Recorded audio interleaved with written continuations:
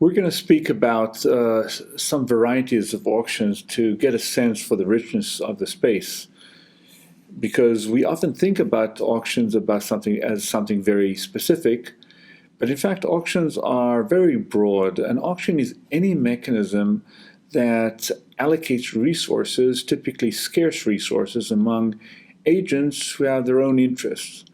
And we know of many examples. The governed sale of whether it's the electromagnetical spectrum or mineral rights, drilling rights for oil, what have you, privatization of national assets, those are all typically put to bid in one way or another. Stock markets are very famous, two-sided auction where there are many buyers and sellers. RFQs, or requests for quotes, are a standard mechanism for a company or a government to solicit offers to supply them with goods or services at the most attractive terms. These are often called reverse auctions. We already mentioned the FCC spectrum auction by way of sale of national resources. Real estate sales are often conducted on some kind of tender or bid basis where multiple people make offers and according to certain rules.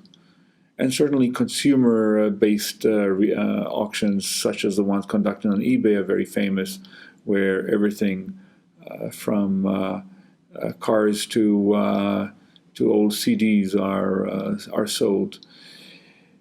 There are many other examples, and we should bear in mind that often the goods being sold are not necessarily the standard ones you think of in auctions.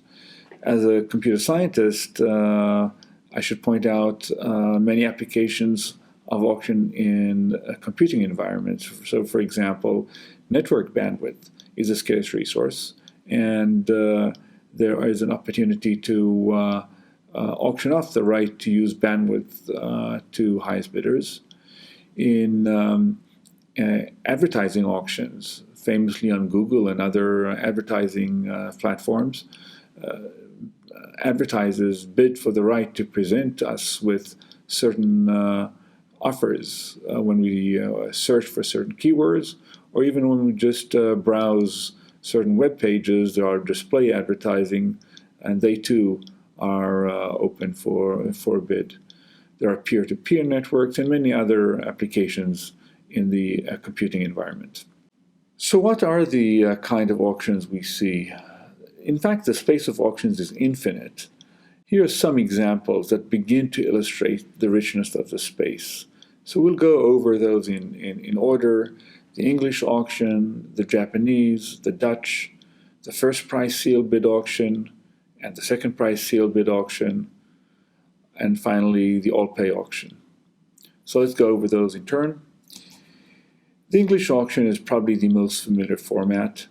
This is the sort of thing that in art auction houses, a mechanism used there.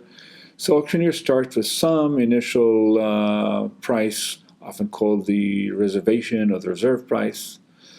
And bidders in the auction shout ascending prices.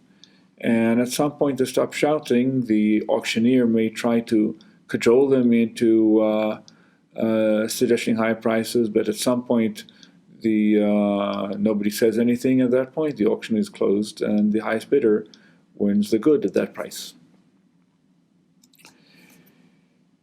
The Japanese auction is a less common term, but it's similar to the English auction in that it's an open outcry auction and the price ascends, except here it's the auctioneer that calls out the prices, whether explicitly or by some mechanism like a clock that just continuously rises. And think of all the bidders as being in to begin with. They're all standing there, and maybe the auction starts at $0 for a television, and everybody says, I'm in. And then the price starts to rise slowly, and at some point, bidders decide the price is too high for them, and they sit down. They're out of the auction, and this is irrevocable. Once they sit down, they cannot stand back up. And when you have only one bidder left standing, they get the good at that price. This is very similar to the English auction. It's a little easier to analyze, among other things, because the price does rise continuously, and you don't have what you call jump bids, where somebody suddenly offers a price that's much higher than the current price. And if you want to think about it in terms of game representation, you can imagine that in the English auction, at every point in the game, you have many branches corresponding to the different sort of increases or jump bids one could give, whereas here the game evolves in a single predictable way. That is the auction that's often called the Japanese auction. And staying on the international theme, we have the Dutch auction. This is a more standard term, and it's so called because this is in fact the mechanism that to this day is used in the Dutch flower market. So how does the Dutch auction work? This is a descending auction. Like in the Japanese auction, it's the auctioneer that calls out prices, again, whether explicitly or by a mechanism. And in fact, in the Dutch flower market, it's a clock that that everybody can look at and starts at a high price and gradually goes down. And at some point, the bidder claims the object, say the flower palette, by shouting "mine," or as it's the case in the Dutch flower market, hitting a buzzer. And when they get it, when they hit it, they get that good for that price. So you can think of it as a game of chicken. Obviously, everybody would like to get the good at the lowest possible price, but if they wait too long, somebody could beat them to the punch. This is the Dutch auction. Moving on to sealed bid auctions, we get off the international theme. These are called sealed bid auctions because unlike the ones we've discussed so far, there's no open outcry, but imagine that everybody writes an offer, a bid, on a piece of paper and seals it in an envelope and hands it to the auctioneer. And the auctioneer opens the envelope at the same time and then decides what the outcome of the auction is. And here are two examples of how this might happen. The most common auction is the first price auction or first price sealed bid auction. So in this case, the auctioneer picks the bidder with the highest price as the winner and have them pay their price. Seems very straightforward and a very common mechanism. Second price auction is almost the same. It's again the highest person who bid who wins the auction, but they don't pay what they wrote down. They pay what the highest rejected bid or the second highest bid is. And you might scratch your head for a moment to say, why would I want to do this? For example, if I want to maximize my revenue as a seller, surely I'd get less money if I did a second price. But when you think about it, the answer isn't so simple, because by changing the rules of the auction, people would bid differently. In fact, there's a famous result called the revenue equivalence theorem that shows that under certain conditions, many auction formats look very different. In particular, the first and second price sealed bid auctions actually in expectation fetch the same price. Here for variety is a very different sort of auction, and it's the all pay auction. And so you have a good for sale, and maybe the good is a $20 bill. Now imagine that I auction off this $20 bill, and here are the rules. If you bid in the auction, you can write down any amount you want on a piece of paper, and if you're the highest guy, and the highest guy will win the auction. So if you write down $3, and if you're the highest guy, you'll get this $20 bill for $3.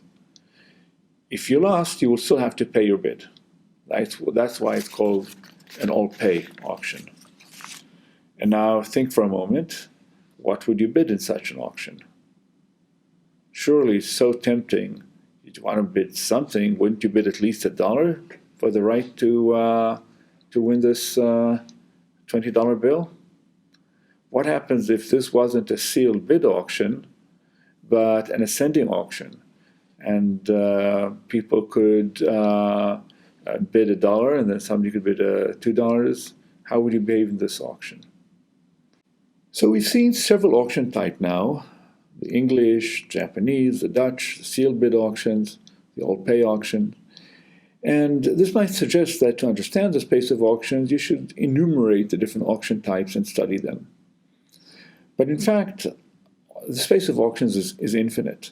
An auction is simply a negotiation mechanism that is first market-based, so that means that there's some sort of rules that govern it and typically involve some sort of currency of the marketplace, for example, money.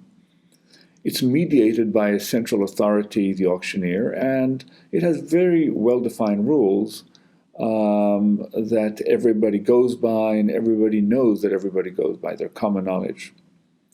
And there are three kind of rules that we need to specify in order to specify an auction. There are the bidding rules, there are the information rules, and there are the market clearing rules. And if you specify those, you specify the auction. So what we mean by bidding rules? We really mean who can bid, when they bid, what they can bid, and some restrictions. There are, for example, in an ascending bid auction, I have to bid the current highest price. In other auctions, I have to bid my own price. We may not allow people to bid arbitrarily high. We may put some budget constraints. Bids may have expiration dates. They may be subject to withdrawals or not, and so on and so forth. So these are all the bidding rules. Very importantly are the information disclosure rules. And for example, in a sealed bid auction, when I bid, you don't see my bid. But do you know that I bid already? That's a very important information from you. Do you know who are the set of people who might be bidding? So information dissemination here is very critical to the marketplace and has to be explicitly specified. And finally, when all is said and done, the bidding is done based on information that agents do and don't have. You need to clear the market. And the market clearing rules are also multifaceted. There's the questions of when to clear. For example, you might clear the markets many times. If you have multiple goods, you may clear the market once, and a certain set of goods will be sold, and clear again another set, and so on. You might, for example, decide when to clear based on activities. And so in some of the online auctions, you'll see that the auction ends at noon or after a period of 10 minutes of inactivity, that is 10 minutes during which nobody placed any bid, whichever is later. It's a very interesting market clearing rule. So that's regarding the timing. Then the allocation and the payment. In other words, you've cleared the market, you need to say who got what, who got, for example, in the case of a single good, who got the Van Gogh, and who pays what. As we've seen, it may not only be the person who won who pays. For example, in an all-pay auction, everybody who bid pays. Once we specified all of that, we specified the auction, and we're done.